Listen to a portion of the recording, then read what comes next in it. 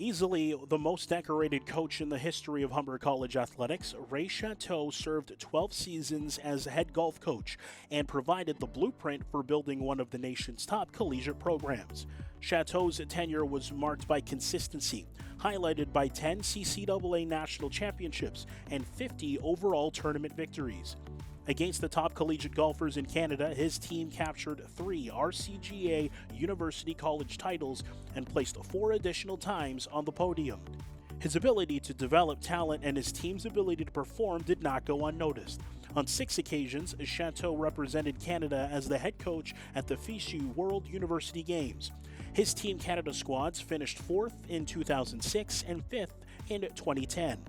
In 2012, Chateau was the recipient of the CCAA Coaching Excellence Award, becoming the first non-basketball or volleyball coach to receive the honor. My name is Ryan Willoughby, and I played for Ray Chateau on the Humber golf team from 2005 to 2010. Ray's record as the Humber golf coach is nothing short of amazing. He always found a way to have competitive teams, and he didn't have a one-size-fits-all approach to this. He got to know each and every one of us individually, figured out who requires hand-holding and who he could let run. But in the end, he found a way to have us all perform at our best. And if we didn't play well, it wasn't due to lack of preparation on Ray's part. He set us up for success every time. For all of the major golf tournaments, we would arrive 3 days early, giving us the opportunity to play the golf course 3 times and potentially see it with 3 different wind conditions. One of the more memorable tournaments was the 2007 National Championships held in New Brunswick. Well, we went on to shoot 4 consecutive days under par for a combined 18 under, and we won by 11 strokes. After being around for a few years, I could see how all the other golf coaches looked up to Ray. He forced them all to be better if they wanted to keep up with us. Ray became more than a golf coach to me. He was someone that I leaned on both on and off the golf course. And he is still someone that I would consider one of my closest friends to this day.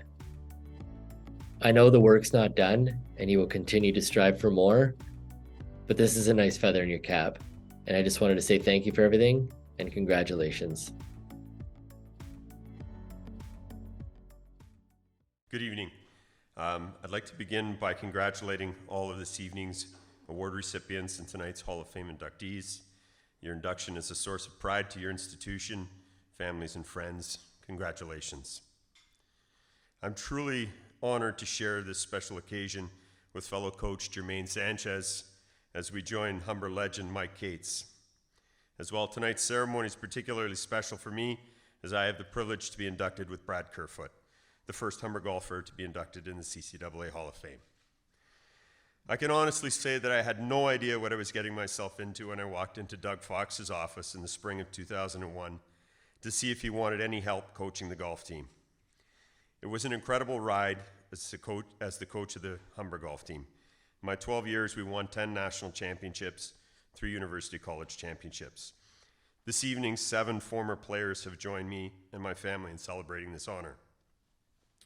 Jim Zolak from our 2004 championship team, Ryan Willoughby and Mike Zizek from our 07 team, Maggie Traynor from our 08 team, Adrian Cord, Dave Lang, and Mark Hoffman from our 11 team, as well as assistant coach Nick Tricchillo.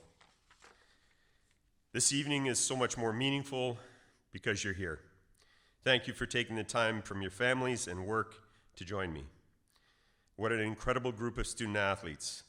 5 went on to play in the World Championships, and Dave Lang became the first CCAA athlete to qualify for and play in the U.S. Amateur. When Rodney Wilson was writing my Hall of Fame release, he posed the question, what is a fond memory of your time coaching? As I reflected on my coaching career, the memories of those teams and the sense of accomplishment in winning the CCAA and University College Championships and being the best team in the country stuck out in my mind.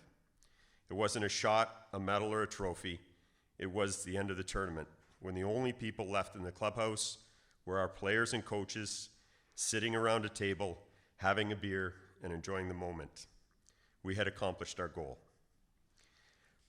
Ryan Willoughby gave you some insight into who I was as a coach. To say the least, I was competitive and driven, and I was fortunate to coach golfers that shared that drive and determination to win. I believed that to win, I needed to establish relationships and trust with my athletes and encourage them to believe in themselves and push themselves beyond their comfort zone. I believed in coaching the person and not just the athlete, and creating an environment in which my athletes had fun. They genuinely looked forward to practicing, playing, and competing for each other. And over the years, those teams won a lot and had a lot of fun in the process. Ryan was not completely truthful when he talked about the 07 University College Championship in Fredericton. I had made the critical error of giving the guys their meal money on Saturday with the expectation that it would last the week. It did not. Ryan, Mike, and Lee French, being the vets on the team, sent the rookie James Castle to negotiate with me for dinner after round one. They were out of money and hungry. The guys had shot a team round of 2 under par. At the time, that was only the second time in the history of the program our men's team had played a team round under par in a championship. So I agreed to buy the guys dinner if they shot under par as a team. They shot 2 under on Tuesday, 1 under on Wednesday, 11 under on Thursday, 4 under on Friday, and I was on the hook for 4 dinners. Apparently, dinner and a thunder mug was excellent motivation. Many of our players achieved goals that hadn't considered possible when they joined the program. Anson Dorrance, the legendary coach of UNC Soccer, refers to the competitive cauldron. I believe we created a similar environment. Our players competed for each other, pushed each other to be better, and in that pursuit, the team became better. While several players went on to play professionally for varying lengths of time, the transferable skills of goal setting, self-belief, and pursuing excellence have been impactful in their careers and lives following their time at Humber. I take pride in having a small role in their development as golfers and men. As I conclude, I want to thank the individuals that had a significant impact on my coaching career. First and most importantly, thank you to my family, my wife Danielle, for putting up with my obsession with golf and my time on the road, my daughters Nicole and Jenna for my time away from home, as well as my in-laws and my parents for helping look after the girls when I'd be gone for a week at a time. I'd like to thank Mike Duggan and Ken Babcock for their leadership in establishing the CCAA Golf International Championship. To Bob Boschman, who's joined us this evening, you're one of the great minds in golf, an incredible mentor, and even better friend. Thank you for your guidance and advice over the years.